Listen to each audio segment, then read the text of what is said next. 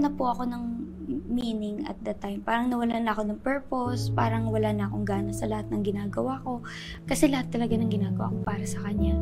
So, nung time na po na yun, hirap na ako kasi ayoko na. Parang gusto ko na mamatay.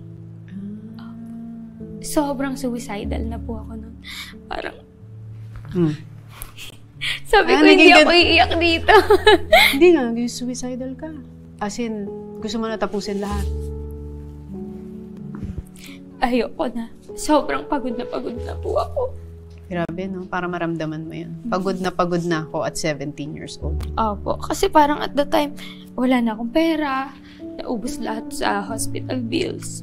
Hindi ko alam paano ako magsistart ulit. Wala na akong kasama. Alone ako everyday. And sobrang hirap yung feeling na lonely ka.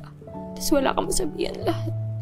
Doon na nagsisinkin sa akin na ang hirap pala pag walang parents.